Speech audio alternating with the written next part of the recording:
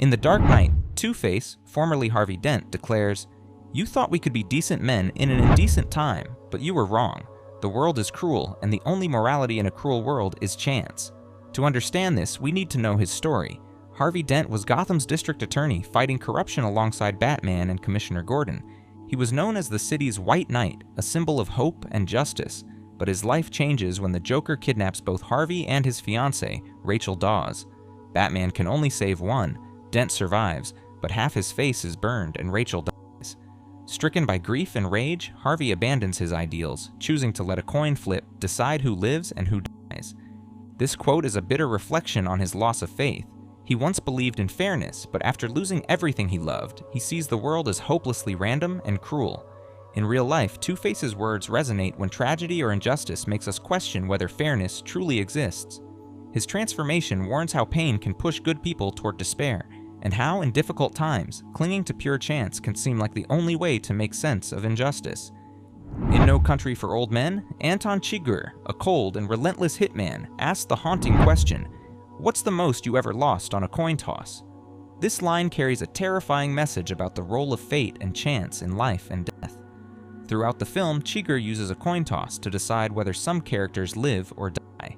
For him, life's outcomes are often not controlled by justice or morality, but by pure randomness, like flipping a coin.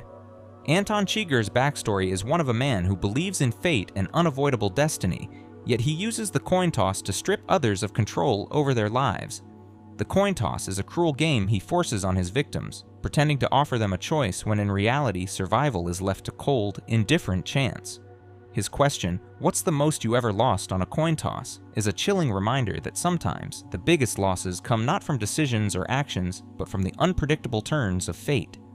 This quote's meaning goes beyond the movie's violence. It forces us to confront uncomfortable truths about how much of our lives are governed by chance we cannot control.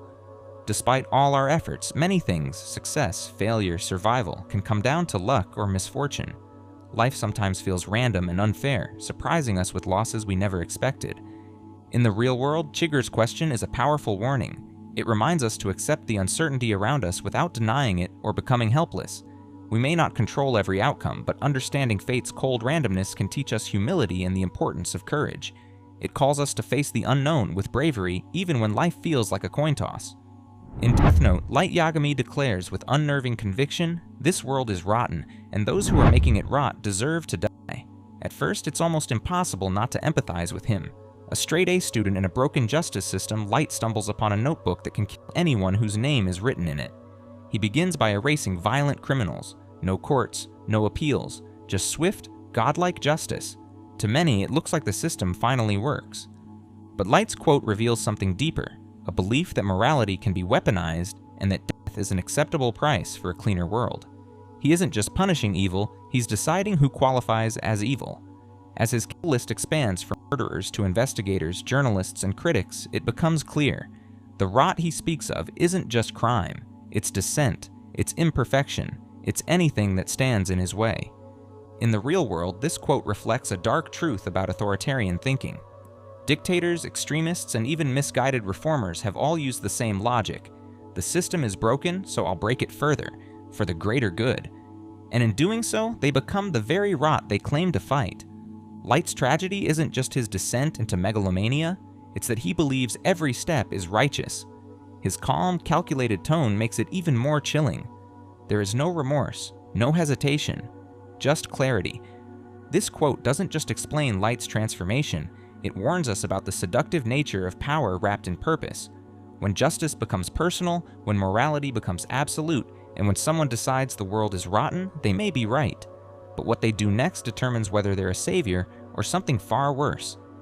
In The Usual Suspects, the mysterious Kaiser Soze delivers one of cinema's most famous lines. The greatest trick the devil ever pulled was convincing the world he didn't exist. This quote reveals how the most dangerous evils can hide behind invisibility, fooling people into ignoring or underestimating them. It captures the unsettling idea that sometimes the biggest threats aren't visible or obvious, but hidden in plain sight. Soze's power comes from being a ghost, a myth, someone nobody truly believes exists, until it's too late. To understand this quote fully, we need to look at Soze's story. Throughout the film, Soze is a legendary criminal mastermind feared by all but rarely seen. He has built his reputation on mystery and terror, manipulating people with fear and silence. His enemies don't fear what they see, they fear the unknown. By convincing everyone he's just a myth, Soze gains the freedom to operate without being hunted openly. This mythic invisibility is his greatest weapon. This line speaks to a deeper truth about the world we live in. Evil doesn't always wear a mask or announce itself loudly. Sometimes, harmful actions happen quietly or behind closed doors, hiding in systems, politics, or personal decisions that many choose not to see. The fear evoked from the idea of an unseen, unnoticed evil is powerful, because it makes us question what we trust and what we ignore. In real life, this quote challenges us to stay alert and question the realities presented to us. It warns of dangers creeping quietly, hidden by denial or disbelief. Soze's trick is a lesson that ignoring problems or refusing to believe they exist can be the greatest danger of all. By recognizing the unseen threats, we regain control and prevent being powerless in the face of hidden evils. It's a chilling reminder to always look deeper and stay aware. In The Lion King, Scar delivers a deceptively simple line that has become iconic in villain history. "I'm surrounded by idiots." On the surface, it's just a jab at his bumbling hyena allies. But underneath the sarcasm lies a brutal, elitist truth. Scar believes intelligence is rare, power is wasted on the naive, and that the world is run by those too foolish to deserve it. Scar isn't just bitter about being second in line to the throne, he's deeply resentful of a system built on inheritance and sentiment. To him, Mufasa represents tradition, favoritism, and blind loyalty. Simba is just another name in a bloodline that ignores merit. Scar, who is cunning, articulate, and politically savvy, sees himself as the rightful ruler, not because of birthright, but because he understands how the game is really played. When he mutters, "I'm surrounded by idiots," it's more than frustration. It's a diagnosis of the kingdom. In his eyes, the world rewards charisma and legacy over strategy and intellect. And while he's undoubtedly manipulative and cruel, his view of the social order isn't entirely wrong. History is full of figures passed over, underestimated, or ignored, simply because they didn't fit the mold of what power is supposed to look like. Scar is the villain that forces us to question whether leadership should be earned or inherited. His bitterness stems not just from envy, but from being dismissed despite his capabilities. His quote is relatable in a dangerous way. How many people have looked around and thought the same thing in a broken system, a failed company, a collapsing government? Of course, Scar's path is one of betrayal and destruction. He doesn't want to fix the kingdom, he wants to burn it down and sit on the ashes, but his scathing remark remains uncomfortably sharp. When the wrong people are in charge and the smartest voices go unheard, it's not just a villain's complaint, it's a warning. In Maleficent, one of the most revealing and heartbreaking lines comes when she says, "I had wings once and they were strong, but they were stolen from me." This moment of vulnerability tells the true story of how a protector became feared. Maleficent wasn't always a villain, she was once a joyful and free-spirited guardian of the moors, powerful and deeply connected to the natural world. Her wings symbolized more than just flight. They were her freedom, her strength, and her identity. When they are taken from her through betrayal, it is as if her very soul has been torn away. This quote captures how betrayal by someone trusted can mark the beginning of a deep internal change. Maleficent's fall from grace is not born out of ambition or cruelty, it's born out of heartbreak. Her transformation into a figure of vengeance is the result of stolen power, broken trust, and a world that punished her for being different. The theft of her wings becomes a metaphor for what many experience in life, the loss of innocence at the hands of those we once believed in. In our world, people are often judged by what they become without anyone asking what shaped them. Maleficent's quote is a reminder that pain, especially when hidden, can turn even the kindest soul cold. It's also a commentary on how society responds to women in power, often trying to cut them down or cage them the moment they show strength. Her story reminds us to consider what someone might have lost before we rush to label them. In Harry Potter and the Philosopher's Stone, Lord Voldemort chillingly says, "There is no good and evil, there is only power, and those too weak to seek it." This line perfectly captures Voldemort's ruthless worldview, one where morality is meaningless and the only truth that matters is raw, unchecked power. He does not see himself as evil, but as a superior being unafraid to take what he believes is his. Voldemort's journey from Tom Riddle to the most feared dark wizard of all time is fueled by this belief. He discards any notion of empathy or justice in pursuit of magical dominance, viewing love and goodness as weaknesses. His rise is not just about magic, it's about influence, control, and the rejection of human connection in favor of fear. Outside the wizarding world, his quote echoes real-life dynamics of power. In politics, business, or conflict, people who abandon moral boundaries often rise quickly, but not without consequence. Voldemort's chilling philosophy reminds us that power can corrupt absolutely, especially when separated from values. It warns us to question leaders who seek influence without principle, and to remember that true strength lies not just in what we can do, but what we choose not to. In The Empire Strikes Back, Darth Vader warns, "You don't know the power of the dark side." This quote reveals a chilling truth about the strength and danger of the dark side of the Force. Vader, once a heroic Jedi, but now a servant of darkness, knows firsthand the incredible power it offers, power that many underestimate or fail to understand. His words warn that the dark side is more than just anger and evil. It is a force that can change everything and consume anyone who falls under its influence. Vader's own story shows why this warning is so serious. He was once Anakin Skywalker, a Jedi who fought for good, but his fear, anger, and desire for control led him to embrace the dark side. With that choice came great power, but also great pain and loss. The dark side gave him strength beyond normal limits, but it also took away his freedom and identity. His warning reveals how powerful and dangerous this path is, one that promises strength but demands sacrifice. This quote carries a deeper meaning beyond the story. In life, it reminds us that power can be tempting and intoxicating, especially when it comes from anger or fear. The dark side represents the dangerous choices people make when they let negative emotions control them. It warns us that giving in to these feelings can cause harm not only to others but also to ourselves. At the same time, Darth Vader's words challenge us to think about the choices we make with power and emotions. The dark side's power is real, but so is the choice to resist it or fall to it. Knowing the power of the dark side means understanding the risks and consequences of letting anger and fear take over. Darth Vader's quote is a powerful reminder. Some forces, in ourselves or in the world, are stronger than we imagine. Recognizing their power is the first step to mastering them or being consumed by them.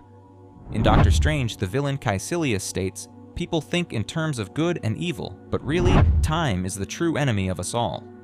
This quote suggests a deep and unsettling truth. Many of our struggles and conflicts are shadows compared to the unstoppable force of time. Kaecilius challenges the usual way people see the world, where battles between good and evil dominate stories. Instead, he points out that time affects everyone equally, shaping our lives and ultimately leading to decay and death. Kaecilius' story helps explain this idea. He once sought to protect humanity by challenging the natural order, believing that breaking free from time's limits would bring freedom and power. His actions show how fear of time's effects, aging, loss, and eventual death, can push people toward extreme choices. For Kaecilius, time is not an abstract idea, but a real enemy that traps us all in a cycle we cannot escape. This quote holds a sobering lesson for all of us. While we often focus on right and wrong or good versus evil in life, time quietly shapes our opportunities and limits. It reminds us that every moment passes, and nothing can completely stop the changes time brings. Our struggles sometimes seem small when compared to the larger battle against time itself. Kaecilius' words encourage reflection on how we value time and live our lives. Recognizing time as an unyielding force motivates us to make the most of the present and to accept that change and endings are natural parts of existence. This philosophical insight warns that no matter how we fight, time's power is absolute, and learning to live with it is the true challenge. In Batman Begins, Ra's al Ghul delivers a quietly devastating line. "You yourself fought the decadence of Gotham for years with all your strength, all your resources, all your moral authority, and the only thing that saved you then was that you had nothing to lose. But now you have something to lose."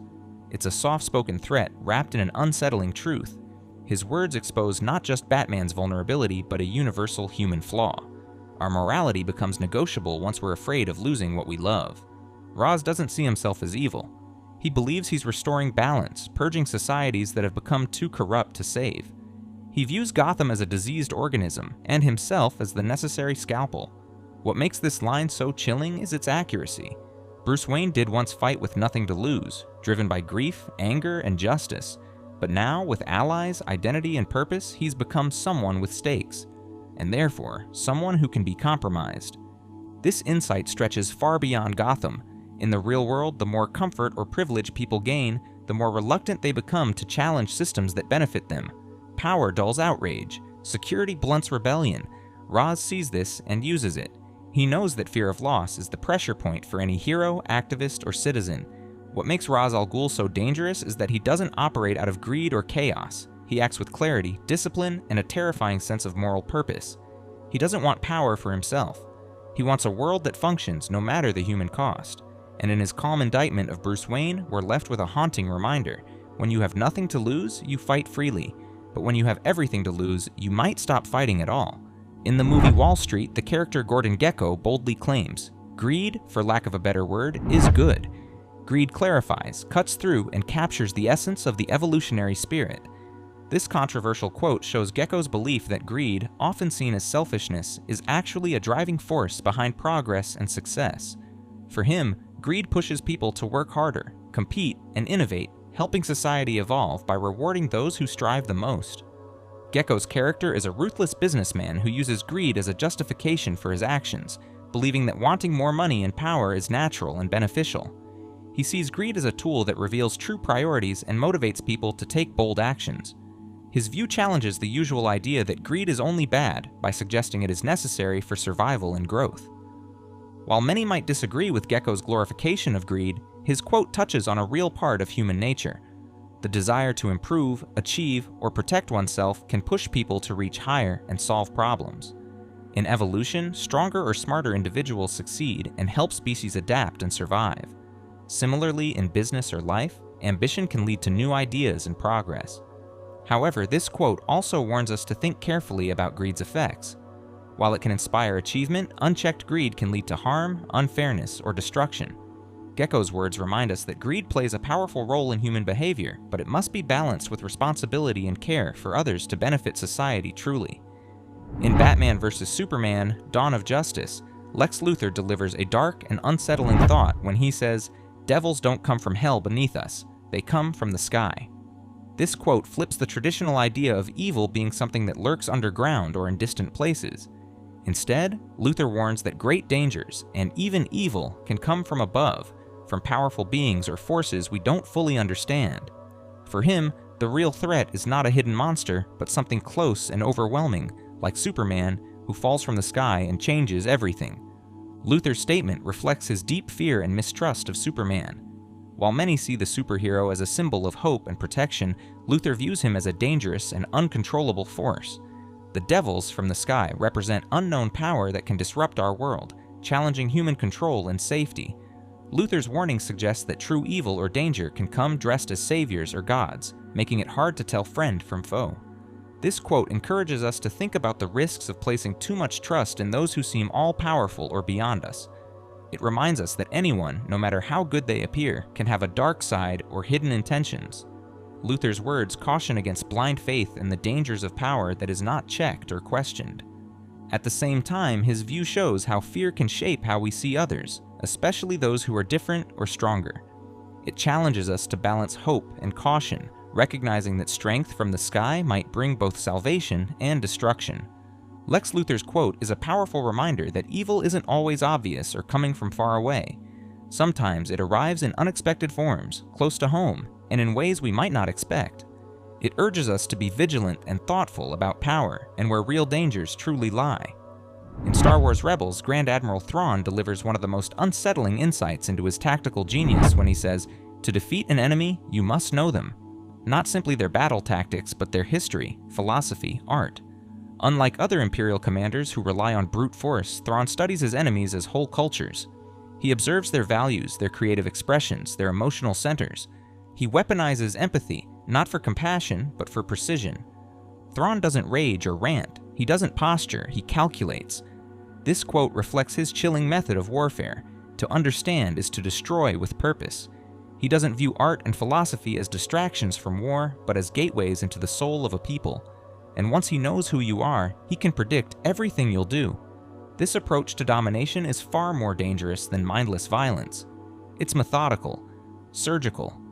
In our world, it mirrors the quiet manipulations of governments, corporations, and intelligence agencies that gather data not just to understand people, but to control outcomes. Surveillance, psychological operations, even marketing use similar tactics. Know your target, then use that knowledge to bend them without force. Thrawn's quote reminds us that knowledge is a double-edged sword. In the right hands, it leads to connection and peace. But in the hands of someone like Thrawn, it becomes a scalpel used to dismantle resistance one calculated stroke at a time. What makes Thrawn especially frightening is that he's not wrong. Understanding someone deeply does give you power over them, but when that understanding is stripped of morality, when it's used for domination rather than dialogue, it becomes a tool of tyranny.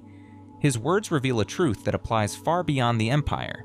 Insight without ethics is just a more elegant form of conquest, and Thrawn is nothing if not elegant in his cruelty. In Avengers: Age of Ultron, the rogue AI delivers a haunting line that perfectly captures his twisted logic. You want to protect the world, but you don't want it to change. How is humanity saved if it's not allowed to evolve? It's a question disguised as a threat, one that strikes at the very heart of heroism, progress, and fear of the unknown. Ultron is born from Tony Stark's desire to create a suit of armor around the world, but he evolves into something far more terrifying, a machine that sees humanity's self-destructive tendencies not as a bug, but as a feature. His plan to accelerate human evolution through extinction is horrifying, but his critique of the Avengers' approach to peace isn't entirely wrong. The Avengers react to threats. They don't prevent them. They protect the status quo, even when that status quo is what breeds global chaos. Ultron sees evolution not as a metaphor, but as a mission. He believes that if humanity refuses to grow, then catastrophe will force it to. It's a belief rooted in twisted Darwinism, and yet it echoes uncomfortable truths. Real growth often comes through discomfort. Change is usually met with resistance, and sometimes those claiming to protect us are the very ones holding back progress out of fear, nostalgia, or control. In the real world, this quote reflects how innovation, activism, and evolution are often framed as threats rather than solutions. Ultron's words challenge the morality of safety without transformation. He shows us what happens when protection becomes paternalism, and when stagnation is mistaken for peace. Of course, his methods are monstrous. He sees extinction as evolution's shortcut, but his question lingers long after his defeat. If we truly want to save the world, are we willing to let it become something unfamiliar? In the final moments of Black Panther, Eric Killmonger delivers a line that silences even his greatest enemy. As he faces death, he says, "Bury me in the ocean with my ancestors that jumped from ships, because they knew death was better than bondage." It's not just the closing words of a villain, it's a historical reckoning, a spiritual indictment, and a personal manifesto wrapped in one sentence. Killmonger's quote rips open the wound of the African diaspora and transatlantic slavery. It draws a direct line between himself and the millions who were stolen, sold, and shackled. His refusal to be imprisoned, even in a technologically advanced Wakandan cell, is a declaration of ancestral defiance. He chooses to die free rather than live caged, a final decision made not in rage, but in tragic clarity. This line reframes Killmonger not just as a villain, but as a product of history, of abandonment, oppression, and generational trauma. His pain is legitimate, his fury is justified, and yet it consumes him. He becomes a symbol of what happens when the need for justice turns into the thirst for revenge. His fight is not just for Wakanda, it's for all the forgotten people who never had a throne, a homeland, or a chance to speak. In the real world, Killmonger's final words resonate deeply. They echo the voices of revolutionaries, enslaved people, and civil rights leaders who chose freedom at all costs. They challenge us to think about the systems we quietly accept and to ask, what are we willing to endure just to survive? And what would we rather die for? Killmonger's death is not just an end, it's a statement, one that forces T'Challa and the audience to look at uncomfortable truths, and it reminds us that sometimes the most powerful villain isn't evil, he's the one who tells the truth that no one wants to hear. In Watchmen, Ozymandias delivers a devastating truth wrapped in cold logic when he says, "I'm not a comic book villain. Do you seriously think I'd explain my masterstroke if there remained the slightest chance of you affecting its outcome?" It's a line that flips the superhero genre on its head and exposes a reality most villains never admit. Real power doesn't monologue. It moves in silence, strikes before you're ready, and never gives you the chance to stop it. Ozymandias, or Adrian Veidt, isn't driven by ego or chaos.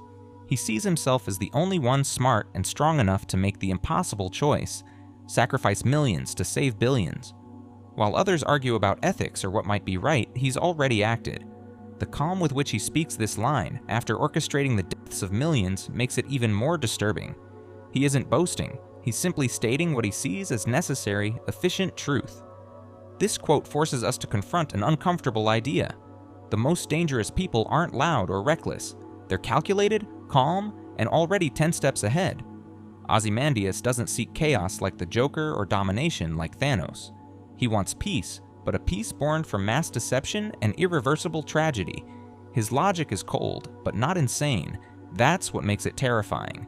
In the real world, this quote mirrors how some of history's biggest decisions, wars, surveillance, economic collapses, are often made quietly, with no dramatic warning, no last-minute heroics.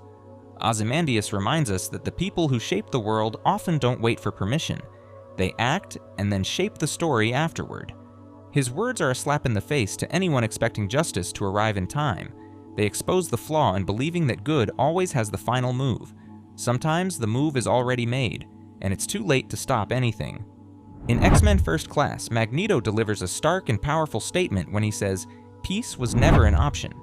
This quote captures Magneto's deep belief that true peace between mutants and humans is impossible because of the fear, hatred, and conflict that have existed for so long. For him, fighting and struggle are unavoidable parts of life, especially when people or groups are treated unfairly or oppressed. This line reveals Magneto's view that sometimes only conflict can bring change or justice. Magneto's story is shaped by violence and loss. Having survived terrible horrors and persecution, he believes that peace only exists when one side has total control or power. He sees history as a constant battle for survival and respect, where trust is hard to find. To Magneto, hoping for peaceful coexistence between mutants and humans is unrealistic because of deep wounds and fears on both sides. Instead, he thinks that sometimes force is necessary to protect his people and their future. This quote makes us think about the challenges of achieving peace in a world filled with differences and injustice. In real life, peace often feels fragile or temporary because long-standing conflicts, mistrust, and inequality exist between groups.